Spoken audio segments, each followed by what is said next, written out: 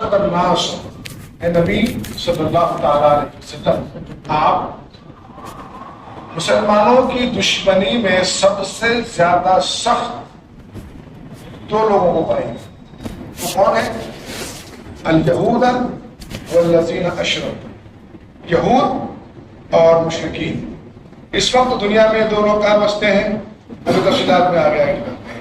تو اللہ تبارک و تعالیٰ نے جسٹیفائی کر دیا، اللہ تبارک و تعالیٰ نے اعلان کر دیا کہ مسلمانوں کی دشمنی میں سخت ترین بدتر دشمن اگر کوئی ہو سکتے ہیں تو وہ دو ہیں، یہودی اور الذین اشرکوا یعنی مشرکین۔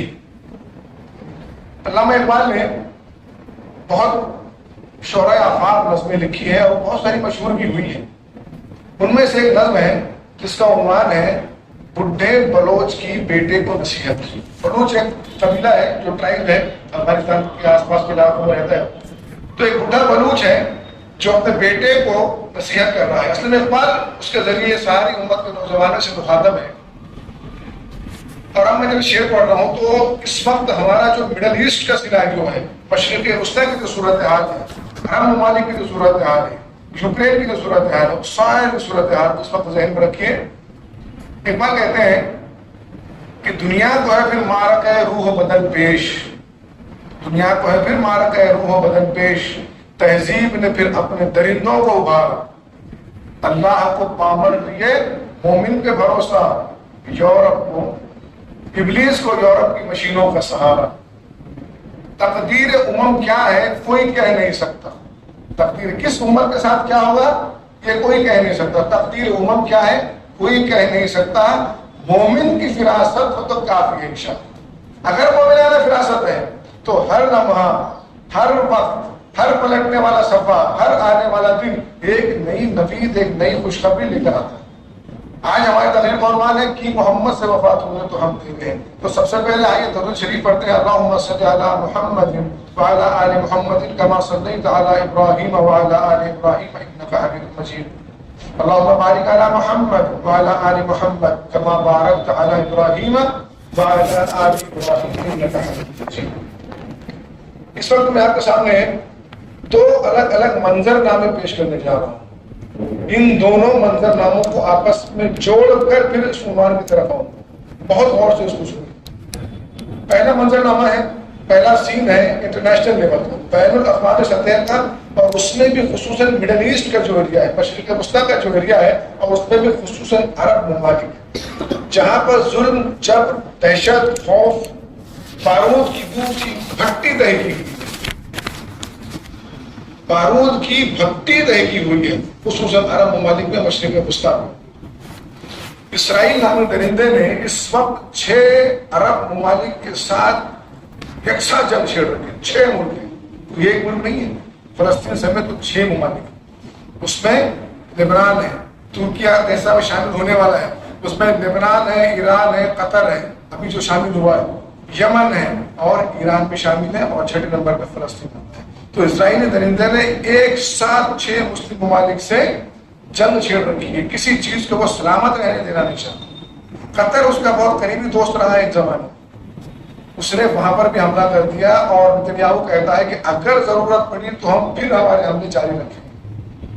دنیا کو پھر مارکہ روح و بدن پیش، تہذیب نے پھر اپنے درندوں کو ابھارا۔ تہذیب کون سی؟ یہ سو کالڈ تہذیب یافتہ یورپین کنٹریز، امریکہ اور دیگر ممالک، یہ تہذیب ہیں جنہوں نے اپنے درندے یعنی اسرائیل کو ابھارا ہے ساری دنیا کو توبہ بالا کرنے کے لیے۔ اللہ کو پامر دیے مومن پہ بھروسہ۔ اللہ تبارک و تعالیٰ نے اپنی مشیت کے ذریعے دکھا دیا کہ 2 سال 6 ایٹامک بم کے برابر بارود گرایا جا چکا ہے اس چھوٹے سے شہر میں، غزہ جو کہلایا جاتا تھا تب۔ 6 ایٹم بم جتنا بارود وہاں پہ برسایا جا چکا ہے، نہ لیکن وہ مزاحمت کو روک سکے ہیں، نہ وہ حوصلوں کو توڑ سکے۔ دنیا کو ہے پھر مار کے روح بدن پیش، لیکن اللہ کو پامر دیے مومن پہ بھروسہ ہے۔ اس کے پیچھے کے اصل بدماش امریکہ اور یورپ، ان کی طاقت کے بغیر اس کا چند دن بھی ٹک پانا ناممکن۔ اس وقت ہتھیاروں کی جو سپلائی یورپ اور امریکہ سے ہو رہی ہے، اس کی تعداد اتنی زیادہ ہے کہ ہزاروں کنٹینر سینکڑوں جہاز ہمیشہ تل ابیب کی بندرگاہ سے لگے رہتے ہیں، جو یورپ اور امریکہ سے صرف سازو سامان لاتے ہیں جنگی. اس کو صرف محاذ بنایا گیا، اس کا کام ہے لڑنا. اصل طاقت اس کے پیچھے امریکہ، اصل بدماش اس کے پیچھے یورپ ہے. اس کے بغیر اس کا وجود ممکن نہیں ہے. ایک زمانے میں اقبال نے کہا تھا کہ فرنگ کی رگے جا پنجے یہود میں، فرنگی کی رگے جا پنجے یہود میں. یہودی بینکرز نے ایسا نظام قائم کیا ہے یورپ اور امریکہ کے اندر کہ یہ چاہتے ہوئے بھی کچھ نہیں کر سکتے. ان کو وہ کنگال کر سکتا ہے، دیوالیہ بنا سکتا ہے بڑے بڑے ممالک. تو ان کی ساری طاقت قوت، ان کو اصل میں وہ طوطے ہیں جن کو اس نے دبوچ رکھا ہے، وہ چاہ کر بھی کچھ نہیں سکتے. ایک منظرنامہ وہ ہے جو انٹرنیشنل لیول پر ہے، اور ایک منظرنامہ وہ ہے جو اس وقت ہمارے ملک میں چل رہا ہے. اس وقت ہمارے ملک میں مسلم دشمنی کی بہار آئی ہوئی. جس کسی کو تھوڑا سا نامچین ہونا ہے، نام کمانا ہے، مسلمانوں کو برا بھلا کہنا شروع کر دیتا ہے، اس کے چہرے چپاٹے اس کی ویڈیو بناتے ہیں، اور ہم میں سے کچھ بے وقوف اس کو شیئر کرتے ہیں. وہاں اگر ایک نے بنایا ہے نا تو اس کو 100 مسلمان شیئر کرتے ہیں کہ اس کو اتنا شیئر کرو کہ اس کو سزا ملے. بے وقوفانہ حرکت. کیا کبھی ویڈیو شیئر کرنے سے کسی کو سزا ملی ہے؟ لیکن وہ ایک بناتا ہے اور ہم 100 لوگ مل کے اس کو پھیلاتے ہیں. بہرحال دوسرا منظرنامہ یہ ہے کہ اس ملک میں سب سے زیادہ چلنے والی دکان مسلم دشمنی کی دکان ہے. اگر کسی کو کوئی بھی کاروبار کرنا ہے اس زمانے میں تو مسلمانوں کے ساتھ دشمنی کے ساتھ کاروبار کرے. وہ پھلنے پھولنے لگتا ہے، بڑھنے لگتا ہے. پچھلے 11 سالوں سے تو ہم یہی دیکھ رہے ہیں اس ملک کے اندر. اب ہوا کیا کہ کانپور میں 12 ربیع الاول کے موقع پر کچھ نوجوانوں نے ایک بینر بنایا جس پہ لکھا تھا کہ آئی لو محمد صلی اللہ علیہ وسلم، جو ہم سب کے دلوں کی آواز. دن رات اٹھتے بیٹھتے نماز میں جب تک کرو نہ پڑھے نماز بھی ثابت ہو جاتی ہے، نماز میں نقص نکل آتا ہے. اٹھتے بیٹھتے ہم جس نبی پر درود شریف پڑھتے رہتے ہیں ان کے بارے میں لکھا کہ ہم محمد عربی صلی اللہ علیہ وسلم سے محبت کرتے ہیں. ان پر کیس کر دیا گیا. حالانکہ وہاں کے ایس پی کے بھی بیانات بعد میں آئے ہیں. میں نے ذاتی طور پہ وہاں کے FIR کی کچھ چیزیں بھی دیکھی ہیں. انہوں نے اس میں ٹویسٹ پیدا کر دیا کہ ہم نے یہ لکھنے پر نہیں کیس کیا، وہ جس جگہ پہ لگایا گیا ہے، جس بورڈ جس جگہ پہ لگایا گیا گیٹ پہ، ہم نے اس وجہ سے کیس کیا. یہ سب نیپا پوتی کا کام ہے. اصل تو بات وہی ہے کہ تم نے محمد صلی اللہ علیہ وسلم سے اپنی محبت کا اظہار کیا، ہم تمہیں نہیں چھوڑیں. اب ذرا سوچیے کہ حب رسول، ہمارے حب رسول کے تقاضے اور ان دونوں منظرناموں میں کیا مطابقت ہے؟ عنوان تو ہے محمد صلی اللہ علیہ وسلم کی محمد سے وفات نے تو ہم کہہ رہے ہیں، اور ہم نے بیان کیا آپ کے سامنے 2 صورتیں، ایک بین الاقوامی اور ایک ملکی سطح کا. تو ان دونوں دشمنیوں میں ایک چیز کامن ہے، ان دونوں دشمنیوں میں ایک چیز کامن ہے، اور وہ ہے نبی کریم صلی اللہ علیہ وسلم سے بغض اور عداوت. آپ جانتے ہیں دنیا کے اندر عقائد کے اعتبار سے مسلمانوں سے سب سے نزدیک کون ہے؟ یہودی شرک نہیں کرتے، وہ ایک خدا کو مانتے ہیں ہماری طرح. بت پرستی وہ نہیں کرتے. حضور اکرم صلی اللہ علیہ وسلم اور عیسیٰ علیہ السلام کے سیاہ وہ تمام انبیاء کو مانتے ہیں. ڈے آف ریزریکشن کا ان کے پاس کنسیپٹ ہے. لیکن وہ ہمارے دشمن کیوں بنے ہوئے ہیں؟ اور وہ علل اعلان کہتے ہیں کہ اسلام بھی ہمارا ہی ایک حصہ ہے. ہم سب جا کر حضرت ابراہیم علیہ السلام پر جا کر مل جاتے ہیں. اسلام، یہودیت اور عیسائیت، ان کو سیمیٹک ریلیجن کہا جاتا ہے، سامی مذاہب. اور تینوں مذاہب ایسے ہیں دنیا کے اندر جن کا ایک خدا پر یقین ہے. عیسائیوں نے کچھ چیزیں اس میں نہیں جوڑ لی ہیں، لیکن یہودی ہم میں مشترک ہونے کے باوجود وہ ہمارے دشمن کیوں بنے ہوئے ہیں؟ اس لیے بنے ہوئے ہیں کہ ہم حضور اکرم صلی اللہ علیہ وسلم کو نبی آخر الزمان مانتے ہیں، رحمت للعالمین مانتے ہیں، ہمارا نبی مانتے ہیں. مشرکین یہودیوں کے بارے میں خاص طور سے قرآن میں اللہ تعالیٰ ارشاد فرماتا ہے کہ یہ یہودی حضور اکرم صلی اللہ علیہ وسلم کو ایسے پہچانتے ہیں جیسے اپنے بیٹوں کو. آپ اپنے بیٹوں کو جتنے آسانی سے جتنے پہچانتے ہیں، اس سے زیادہ آسانی سے وہ حضور اکرم صلی اللہ علیہ وسلم کو پہچانتے تھے کہ آپ اللہ کے نبی ہیں. ساری نشانیاں وہ جانتے تھے. اس کے باوجود صرف یہ ہم میں سے نہیں ہے اس لیے انہوں نے نہیں مانا. اور آج بھی وہ دشمنی برقرار ہے کہ یہ ہم میں سے نہیں تھے اس لیے ان کو نہیں مانا. اس دشمنی کی وجہ بھی حضور اکرم صلی اللہ علیہ وسلم سے بغض ہے، اور آئندہ محمد کہنے پر ہونے والی FIR بھی حضور اکرم صلی اللہ علیہ وسلم سے بغض کی بنا پر ہے۔ اب دونوں کے بیچ میں آپ کو کنیکشن سمجھ میں آ گیا؟ اب آئیے ان چیزوں کی طرف۔ اب میں نے جو پہلے حوالہ دیا تھا اس کی وجہ یہی تھی، سورہ مائدہ کی آیت نمبر 82 میں اللہ تعالیٰ ارشاد فرماتا ہے، پھر دوہراؤں رہا ہوں کہ آپ لوگ، اے محمد، آپ اور آپ کی امت بھی دیکھ لیں گے، جان لیں گے کہ مسلمانوں کی دشمنی میں سب سے سخت اور بدتر دو لوگ ہیں، الیہود والذین اشرکوا۔ کیٹیگوریکل نومینیشن ہے یہ، اللہ تبارک و تعالیٰ نے کوئی حجاب نہیں رکھا، ناموں کے ساتھ بتا دیا کہ سب سے سخت دشمن تمہارے کون ہو سکتے۔ تو ان دونوں کی دشمنی کا کامن پوائنٹ کیا ہو سکتا تھا؟ میں چاہ رہا تھا اس پہ بھی ذرا روشنی پڑ جائے۔ اور یہ دونوں طاقتیں یہ چاہتی ہے کہ مسلمانوں کو ڈرا کر، دھمکا کر، بلیک میل کر کے، ان کے وسائل چھین کر، ان کی زمینیں جائیداد، ان کی جانیں چھین کر حضور اکرم صلی اللہ علیہ وسلم کی محبت کو ہمارے دلوں سے نکال دیں۔ کیسا بچکانا تھا وہ دیکھ رہے ہیں۔ علامہ اقبال کی ایک اور نظم ہے، اس کا نام جانتے ہیں کیا ہے؟ ابلیس کا فرمان اپنے سیاسی فرزندوں کے نام۔ اس میں ابلیس اپنے فرزندوں سے کہتا ہے کہ وہ فاقہ کش، یعنی ہم مسلمان، وہ فاقہ کش جو موت سے ڈرتا نہیں ذرا، روح محمد اس کے بدن سے نکال، عرب کو دے کے عجم کے تخیلات، اسلام کو حجاز و یمن سے۔ مسلمان کو اگر مارنا ہے نا تو وہ جسمانی طور پہ ختم بھی ہو گیا تو مرے گا، اس کے عقائد چلتے رہیں گے، اس کے دل میں جو حب رسول ہے، حب محمد ہے، اس کو نہیں، روح محمد اس کے بدن سے نکال دو، اس کو ڈراؤ، دھمکاؤ، بہلاؤ، پھسلاؤ، کچھ بھی کرو، حضور اکرم صلی اللہ علیہ وسلم کی محبت اس کے دل سے نکال۔ آج وقت کا تقاضا یہ ہے کہ ہم اپنی اس محبت کا اعلان کرتے چلیں۔ مجھے دوسری میں نے بخاری شریف کی حدیث نمبر 15 آپ کو پڑھ کے سنائی، جس پہ اللہ کے رسول ارشاد فرماتے ہیں، لا یؤمن احدکم، تم میں سے ہرگز کوئی بھی اس وقت تک مومن نہیں ہو سکتا، کب تک؟ ان احب الیہ، جب تک کہ میں اسے محبوب نہ ہو جاؤں، ان والدہ، اس کے باپ سے زیادہ، وہ ولدہ، اس کی اولاد سے زیادہ، والناس اجمعین، جتنے لوگ دنیا میں ہیں سب سے بڑھ کر اگر میں محبوب نہیں ہوں تو مومن۔ رسول اکرم صلی اللہ علیہ وسلم سے محبت ہمارے ایمان کا حصہ ہے، اگر وہ نہیں ہے تو معاف کیجئے گا کہ ہم مومن نہیں ہیں۔ لا یؤمن احدکم، بخاری شریف حدیث نمبر 15 یاد رکھیں، لا یؤمن احدکم، تم میں سے کوئی مسلمان ہو ہی نہیں سکتا۔ کتنی بڑی شرط ہے۔ اب اس کی چند مثالیں میں آپ کو دوں، کیونکہ قرآن مجید اپنی ہر بات کے ساتھ واقعات کو پیش کرتا ہے تاکہ اس کی سمجھنے میں آسانی ہو۔ ایک مرتبہ نبی کریم صلی اللہ علیہ وسلم اور حضرت عمر فاروق رضی اللہ تعالیٰ عنہ ہاتھ میں ہاتھ ڈالے جا رہے ہیں۔ نبی کریم صلی اللہ علیہ وسلم اپنے اصحاب سے بہت محبت فرمایا کرتے تھے اور بہت شرمندگی سے بات کیا کرتے تھے۔ نبی کریم نے پوچھا کہ عمر، تم مجھ سے کتنی محبت کرتے ہو؟ کہا کہ اپنی اولاد، دنیا کی ہر چیز سے زیادہ میں آپ سے۔ آپ نے پوچھا کہ اور تمہاری جان سے زیادہ؟ حضرت عمر نے توقف کیا اور سوچنے کے فریکشن آف سیکنڈز، اور سوچنے کے بعد کہا کہ ہاں الان، ہاں اب میں یہ بھی کہہ سکتا ہوں کہ میں اپنی جان سے زیادہ آپ سے محبت کرتا ہوں۔ نبی نے فرمایا کہ اب تمہارا ایمان مکمل۔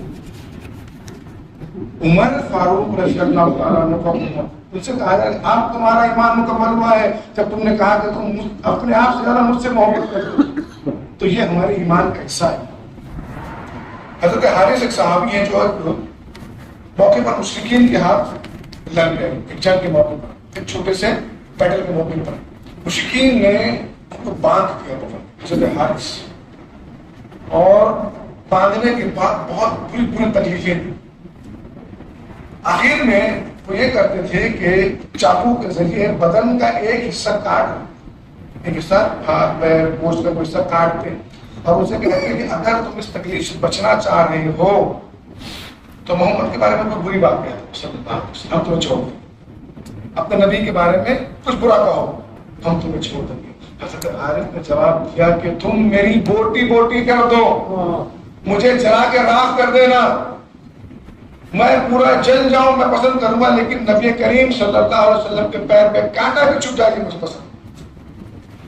کہ کہاں کہیں جا رہی بات کروں کہ اس طرح سے اسٹیج پہ نہیں ہو رہی بات۔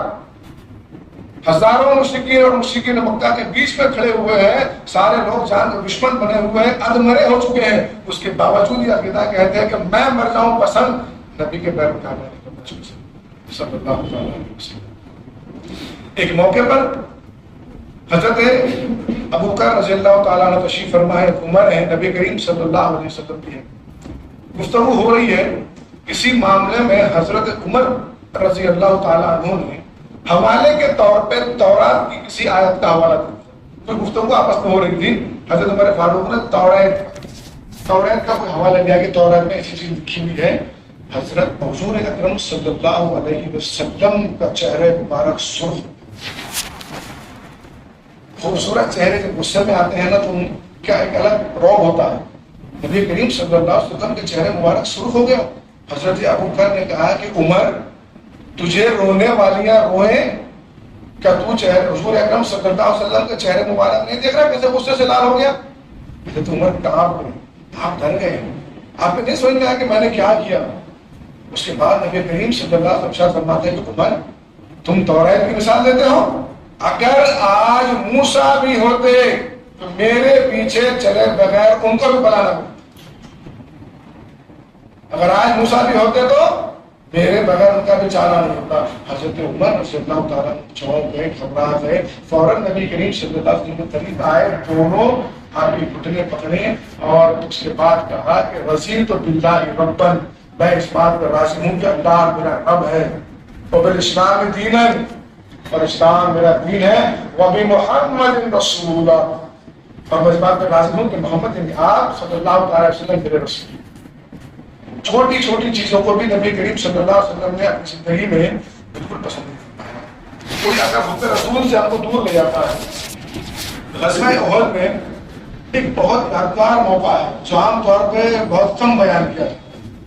ایک بہت بہادر صحابی تھے جن کا نام تھا حضرت زیاد بن سکن، غالباً پہلی بار آپ سنیں، حضرت زیاد بن سکن رضی اللہ تعالیٰ، بہت زبردست تیر سن، تلوار چلانے کے ماہر، چونکہ غزوہ احد میں دھاگڑ ہوئی تو یہ مشرکین کے گھیرے میں آ گئے، بہت بری طرح زخمی ہوئے، اس قدر زخمی ہوئے کہ جان کنی کا عالم ہو گیا۔ اب کتاب میں معاملہ آ گیا، جنگ کا فیصلہ ہوا، سارے لوگ چلے گئے، کسی نے آ کر نبی کریم صلی اللہ علیہ وسلم کو خبر دی کہ زیاد جانکنی کے عالم میں ہے اور آپ کو یاد کرتا ہے۔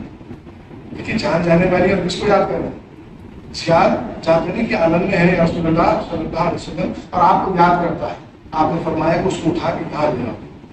حضرت زیاد کو لایا گیا، نبی کریم صلی اللہ علیہ وسلم بیٹھے ہوئے ہیں اور حضرت زیاد کو آپ کے قدموں میں لا کے رکھا گیا، آپ کے سامنے لا کے رکھا گیا۔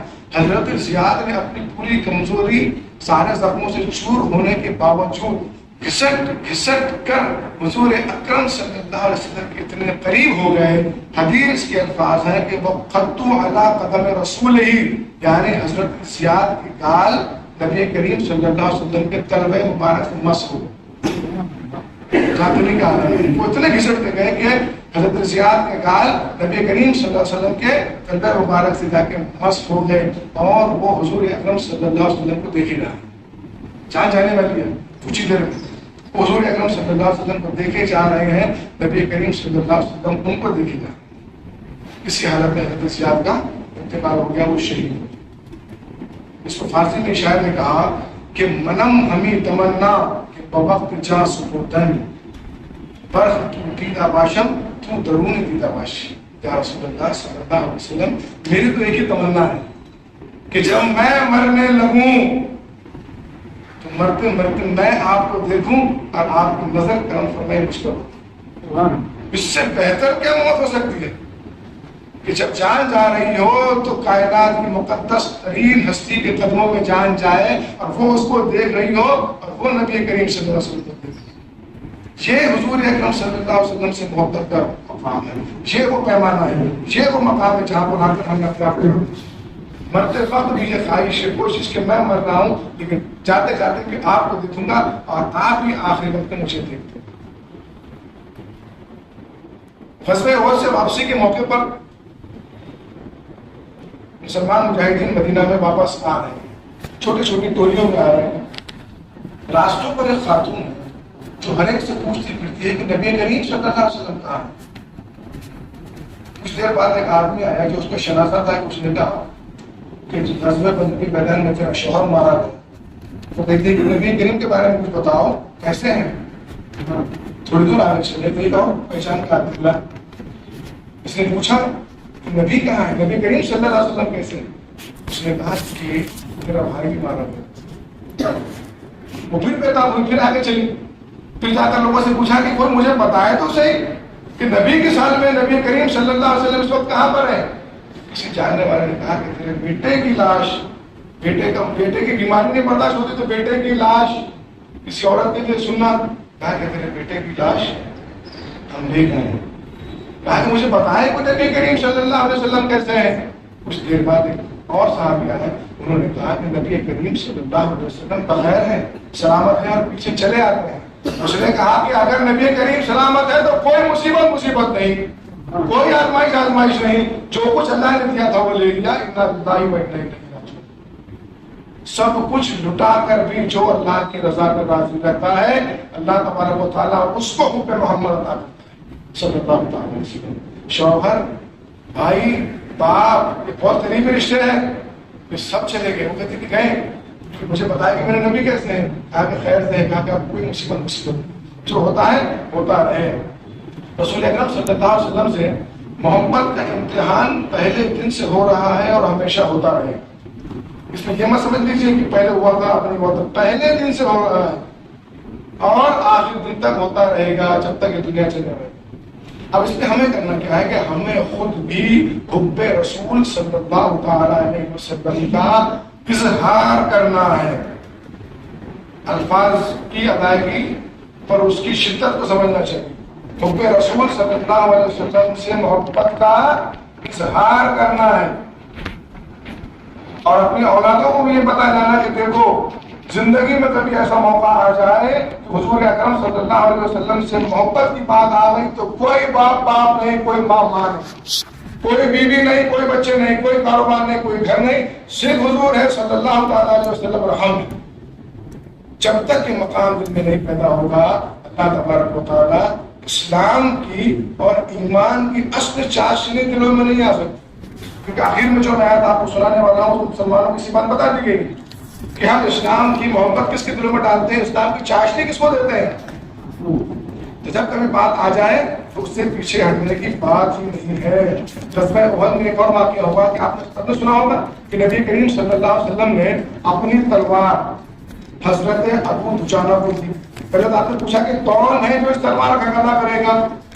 حضرت ابو دجانہ پہلوان سے مضبوط آدمی، بہت بڑا آدمی، کہا کہ یا رسول اللہ مجھے عطا فرمائیں. آپ نے کچھ شرائط رکھی کہ دیکھو یہ عورتوں پہ نہ چلے، اتنی چلے کہ ٹیڑھی ہو جائے. آپ نے شرائط رکھی تھی، حق کہتے اتنی چلے کہ ٹیڑھی ہو جائے، کسی عورت پہ نہ اٹھے، کسی بچے پہ نہ اٹھے، کسی بزرگ پہ نہ اٹھے، اور کوئی معافی مانگ لے اس پہ بھی نہ چلے. ابو دجانہ نے کہا کہ میں اس کا وہ لے کر چلے. اب پہلوان تھے تو بڑے عقل کی چال میں چلے. ایک دم تلوار ہاتھ میں لی. اب جس کے ہاتھ میں نبی کریم صلی اللہ علیہ وسلم کی تلوار آ جائے اس کو کون ڈرا سکتا ہے. جس کے ہاتھ میں ہم تو امت خسرا کو دیکھ کے جھوم جانے والے لوگ ہیں. اب ذرا سوچیے جس کے ہاتھ میں حضور اکرم کی تلوار ہے اس کو کون ڈرا سکتا ہے. وہ چلے عقل کی چال چلے. پہلوانوں والے تو نبی کریم نے فرمایا کہ اللہ تعالیٰ کو یہ چال ناپسند ہے لیکن میرے دشمنوں کے سامنے پسند ہے. اس تلوار پہ آپ جانتے کیا ایک شعر لکھا ہوا تھا. جو تلوار دی گئی تھی اس پہ ایک شعر لکھا ہوا تھا. وہ یہ تھا کہ فی الجبن عار، بزدلی شرمندگی ہے. جبن کہتے ہیں بزدلی کو. فی الجبن عار، فی الجبن عار، بزدلی شرمندگی ہے. وہ فی الاقبال مکرمۃ، آگے بڑھنے میں تکریم ہے، آگے بڑھنے میں عزت ہے، آگے چلنے میں لوگ تمہیں چاہتے ہیں. والمرء بالجبن، اور اگر کوئی بزدلی کی وجہ سے بھاگتا ہے نا، لا ینجو من القدر، وہ اپنے تقدیر سے نہیں بچ سکتا. اس کے ساتھ جو ہونا ہے وہ کیا رہے گا. اگر کیس ہونا ہے تو وہ کہیں جا کے چھپے مارنے کو پڑ گیا. مصیبت آنے والی ہے تو اس پہ آ کے رہے گی. بزدلی سے اگر کوئی بھاگتا ہے نا، لا ینجو من القدر، وہ اپنے مقدر سے نہیں بھاگ سکتا. اس کی تقدیر میں جو لکھا ہوا ہے وہ اس کے ساتھ ہو کر ہی رہے گا. دو طرح کے لوگ ہیں جن کے دل میں کبھی بھی حضور اکرم صلی اللہ علیہ وسلم کی محبت پیدا نہیں ہو سکتی. دو لوگ، دو بندے جن کے دلوں میں حضور اکرم صلی اللہ علیہ وسلم کی محبت کبھی جمع نہیں ہو سکتی. پہلا بزدل، دوسرا لالچی. بزدل اور لالچی انسان کے دل میں حضور اکرم صلی اللہ علیہ وسلم کی محبت کبھی نہیں پیدا ہو سکتی. وہ ہمیشہ اپنے آپ کو بچانے کی فکر کرتا ہے، وہ اپنے مال کو بچانے کی فکر کرتا ہے، ایمان کے نام پر، کسی بہانے کے نام پر. بزدل اور لالچی، ان دونوں کے دلوں میں کبھی بھی حضور اکرم صلی اللہ علیہ وسلم کی محبت پیدا نہیں ہو سکتی. کچھ انٹلیکچوئلس ہوتے ہیں، کچھ سیٹلڈ لوگ ہوتے ہیں جن کو اچانک یہ حیثہ ہو جاتا ہے کہ یار کیا ہمیں واقعتاً اتنا ایگریسو ہونا چاہیے، کیا ہمیں ریلی نکالنی چاہیے، کیا ہمیں بھی اظہار کرنا چاہیے. ہم بھی ان کو جا کر چھیڑ رہے ہیں. چھیڑا پہلے کس نے؟ ہمیں اگر کوئی روکتا ہے کہ اپنے نبی سے محبت کا اظہار نہ کرو، ہم لاکھ بار کریں گے، کروڑوں بار کریں گے، کرتے کرتے مر جائیں گے، رکیں گے نہیں. لیکن سیٹلڈ ذہنیتیں جو ہوتی ہے نا، سیٹلڈ مائنڈ سے، وہ کہتا ہے کہ ہم کو کیا ضرورت ہے کہ ہم کسی سے چھڑخانی کریں. تو ان کو ایک واقعہ سنا دینا ضرور. یہ حضرت سلطان صلاح الدین ایوبی کے زمانے کا واقعہ ہے. کرک شام کے اندر ایک قلعہ ہے، آج بھی کرک نام کا ایک شہر ہے. اس کے پاس اس کا ایک قلعے دار تھا، اس کا نام تھا ریجنارڈ. بہت کمینہ صفت، مسلمانوں کا ایک نمبر دشمن. اسی کے قلعے کے لگی ہوئی ایک شاہراہ تھی جہاں سے شام سے آنے والے مسافر حج کے لیے جایا کرتے تھے. اور یہ بدبخت کیا کرتا تھا کہ ان کو ستاتا تھا. ایک دن اس نے ایک حاجیوں کے قافلے پر حملہ کیا، ان کو قید کیا، ستایا، لوٹ پاٹ کی، مارا، قتل کیا. ان میں سے ایک کو چھوڑ دیا. اور جب مارتا تھا تو وہ جانتے کیا کہتا تھا؟ اینا محمدکم، کہاں ہے تمہارے محمد؟ کیا کہتا تھا وہ؟ اینا محمدکم، کہاں ہے محمد؟ بلاؤ بلاؤ. وہاں سے جو جان بچا کر بھاگے تو سلطان صلاح الدین ایوبی کے پاس پہنچی. اس نے قسم کھائی، اس نے قسم کھائی کہ اللہ سے دعا مانگی کہ اللہ مجھے اس وقت تک موت نہ دینا جب تک میں اپنے ہاتھوں سے اس ریجنارڈ کا سر قلم نہ کروں. اور اللہ تبارک و تعالیٰ نے اس کو موقع دیا. ایک موقع آیا کہ کرب کا قلعہ فتح ہوا. پھر وہ ریجنارڈ قیدی بنا کر سلطان صلاح الدین ایوبی کے سامنے لایا گیا.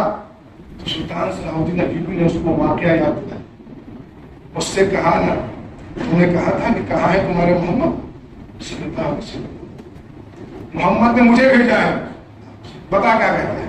میں آیا ہوں اپنے نبی کی طرف سے. ایک بار کیا اور بس. حضور اکرم صلی اللہ علیہ وسلم کی شان گستاخی کو کبھی بھی ہلکے میں نہیں لینا، کبھی بھی ہلکے میں نہیں. اسپین پر جب سب سے بڑا حملہ ہوا، عیسائیوں نے حملہ کیا، آپ جانتے ہیں اس سے پہلے انہوں نے کون سا طریقہ اپنایا تھا؟ اصل میں حضور اکرم صلی اللہ علیہ وسلم کی محبت ہمارے لیے لٹمس ٹیسٹ ہے. لٹمس ٹیسٹ اس کو رکھتے ہیں، اس کا رنگ بدل جاتا ہے، فگر کو سمجھ میں آتا ہے کیا کتنی محبت اس کے دل میں ہے حضور اکرم صلی اللہ علیہ وسلم. تو حب رسول ہمارے لیے لٹمس ٹیسٹ، اس میں ناکامی ہماری آخرت خراب کرتی ہے. تو جب بھی ایسا موقع آتا ہے تو اس ٹیسٹ کو پورے سے پورے کامیابی کے ساتھ ہمکنار کرنے کے لیے کوشش کرتے رہنا چاہیے. اب آخری بات یہ کہ حضور اکرم صلی اللہ علیہ وسلم، ان کے چاہنے والے لوگوں کے بارے میں قرآن مجید میں کیا بات ہے؟ ظاہر سی بات ہے کہ اگر قرآن قیامت تک کے رہنے لیے آیا ہے تو اس طرح کے لوگوں کو بھی کیٹیگرائز کیا گیا ہوگا. ان کا بھی تذکرہ کہیں نہ کہیں ہونا چاہیے نا، جو حضور اکرم صلی اللہ علیہ وسلم سے محبت کرتے ہیں. سورہ فتح آخری آیت نمبر 29 اللہ تبارک و تعالیٰ ارشاد فرماتا ہے محمد رسول اللہ، محمد اللہ کے رسول ہیں. اب سنیے وہ صفات، والذین معہ، اور جو ان کے ساتھ ہیں، اشداء علی الکفار، وہ کفار پر سخت ہیں، والرحماء بینہم، اور آپس میں رحم دل ہیں. یہ بنیادی صفت ہے محمد عربی صلی اللہ علیہ وسلم سے محبت رکھنے والوں کی. اگر یہ کیفیت ہے، اگر یہ صفت ہے تو یقین جانے ہم ایمان والے ہیں، ورنہ ہمیں پھر سے اپنے آپ کو ٹٹولنا پڑے گا. آخری بات اور چند گزارشات کہ نبی کریم صلی اللہ علیہ وسلم کی سیرت اور آپ کی دعوت. آپ جانتے ہیں اس ملک میں ایک اندازے کے مطابق 140 کروڑ لوگ رہتے ہیں، ایک محتاط عرب، جس میں سے صرف 20 کروڑ مسلمان ہیں. 120 کروڑ ایسے لوگ یہاں پر رہتے ہیں جو حضور اکرم صلی اللہ علیہ وسلم کو اپنا نبی نہیں مانتے، بالکل نہیں مانتے، اللہ کو نہیں مانتے، نبی کو نہیں مانتے۔ تو آپ جو نہیں مانتے ہیں ان تک حضور اکرم صلی اللہ علیہ وسلم کی سیرت اور آپ کی دعوت پہنچانے کا کام کس کا؟ حضور اکرم صلی اللہ علیہ وسلم کی سیرت کیا تھی؟ یہ کسی پنڈت کو جب تک پتا نہیں چلے گا تو وہ یہاں وہاں سے سنی بات سنے گا اور لوگوں کو بتائے گا، کیونکہ کیسے ہاشمی اس کے پاس نہیں گیا اپنے نبی کی بات رکھنے کے لیے، کسی اور نے آ کے جھوٹی بات اس کو سکھا دی، اس نے بک دی۔ تو اصل مسلم کون ہوا؟ محمد عربی کا نام لیوا اور آپ کی دعوت میں اس نے پہنچائی۔ یہ وہ مقام ہے جہاں پر ہمیں جواب محتاط ہو کر سوچنا پڑے گا۔ اب جو عظمت مصطفیٰ سے نا واقف ہو وہ تو بے حرمتی کرے گا نا۔ مثال کے طور پہ اگر میں ٹرین میں کہیں جا رہا ہوں، اب میری ایک سیٹ ہے، سارے لوگ بیٹھے ہیں، کہیں کوئی جگہ نہیں ہے، اچانک کوئی 70 سال کے صحیح اگر ٹرین میں آ جاتے ہیں تو میں ان کو دیکھ کے بھی انجان بن جاتا ہوں۔ ہر ایک میں کون سی بات بتا رہا ہوں، اس کو دیکھ کر میں انجان بن جاتا ہوں، یار ان کو اگر بٹھا دیا تو پھر مجھے کھڑا ہونا پڑے گا۔ لیکن اگر وہی وہ میرے والد ہوں تو میں کیا کروں گا؟ سب چیزیں چھوڑ چھاڑ کے پہلے دوڑوں گا کہ ابو آپ آئیے یہ جگہ آپ کے لیے بیٹھ کے نہ۔ کیوں؟ کیونکہ میں آنے والے کی عظمت جانتا ہوں، میرے لیے کیا عظمت ہے۔ ہم نے جب نبی کریم صلی اللہ علیہ وسلم کی عظمت ان کو بتائی نہیں ہے تو وہ کیوں سر کریں گے؟ تو کسی نے بھی اس طرح کا بہتان لگائیں گے۔ اور اس کے بعد جب ہمارے ساتھ 120 کروڑ رہنے والے لوگ دیکھتے ہیں کہ کیا یہ وہی مسلمان ہیں جن کی تربیت محمد عربی صلی اللہ علیہ وسلم نے کی ہے اور وہ تربیت یہ ہے، سمجھ رہے بات کو؟ کیا یہ وہی لوگ ہیں جن کو تعلیمات دی گئی ہیں، جن کی تربیت کی گئی ہے اور ان کا رویہ ایسا ہے؟ بتا تم ہونا سارا تو تمدن میں ہوں، یہ مسلمان ہی نہیں دیکھ کے شرمائے ہوں، تو تو سید بھی ہو، مرزا بھی ہو، افغان بھی ہو، تم سبھی کچھ ہو، تو ہم مسلمان بھی ہو۔ کیا فرق کرے دیکھنے والا ہمارے اور غیروں میں کیا فرق کرے؟ ٹوپی اور کرتے پائجامے کا فرق تو رہا، وہ تو خالی ہمارا پرائم منسٹر ہم کو کپڑوں سے پہچانتا ہے، کیا سمجھتے ہیں پڑتا ہم کپڑوں سے جانتے ہیں۔ باقی لوگ کیوں جانے ہیں؟ کردار سے جانیں گے نا، میری گفتگو سے جانیں گے، میرے لین دین سے جانیں گے۔ جب یہ ساری چیزیں ناپید اگر ہوں اور اس کے بعد میں ہمارے نبی کے بارے میں کہے تو اصل مسلم کون ہو؟ سوچے ذرا، اصل مسلم کون ہو؟ ہم خود رسول اکرم صلی اللہ علیہ وسلم کی عصمت سے ناواقف ہیں، ہم اس مقام تک جانا نہیں چاہتے۔ آخری بات یہ کہ اس وقت میں ذرا مزاحیہ انداز میں کہہ رہا ہوں، بات کیا کہہ رہے تک پہنچیے کہ اس وقت یہ جو معاملات ہو رہے ہیں نا، حضور اکرم صلی اللہ علیہ وسلم کے سلسلے میں بہتان ہوں، دیگر چیزیں ہوں یا کیسز ہوں، اس کی اصل وجہ یہ ہے کہ دلی میں اس وقت گھور اندھیرا چھایا ہوا ہے اور تیز بجلیاں چل رہی ہیں، کبھی بھی کچھ بھی ہو سکتا ہے۔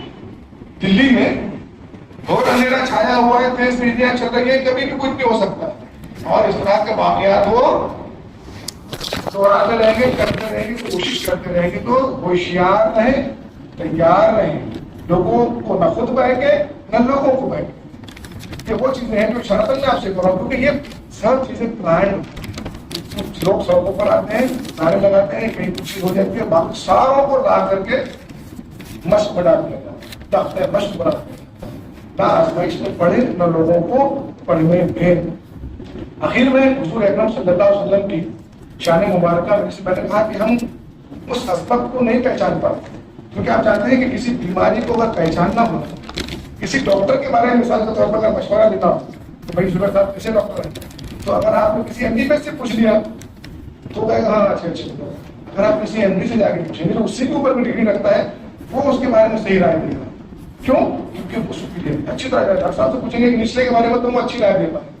تو جب ہم حضور اکرم صلی اللہ علیہ وسلم کی اصل عظمت کو اپنے اس حال سے نہیں پہچان سکتے، اس لیے شیخ سعدی نے کہا تھا کہ یا صاحب الجمال ما سید البشر من وجهك المنیر لقد نور لا يمكن الثناء كما كان حقا بعد خدا بزرگ رتبے کی سب۔ کہ نبی صلی اللہ علیہ وسلم آپ کی تعریف جیسی ہونی چاہیے ہم اسے کر ہی نہیں سکتے۔ ہم اتنا کہتے ہیں، اتنا ہی کہہ سکتے ہیں کہ خدا کے پاس سب سے بزرگ ہستی کوئی ہے۔ اللہ تعالیٰ سے دعا ہے کہ جو کچھ ہم نے کہا ہے اس میں اپنا تقریر مولا کریم حضور اکرم صلی اللہ علیہ وسلم کی حقیقی محبت ہمارے دلوں میں جاگزی فرما۔ سبحان ربک رب العزت كما يصفون وسلام على المرسلين والحمد لله رب العالمين.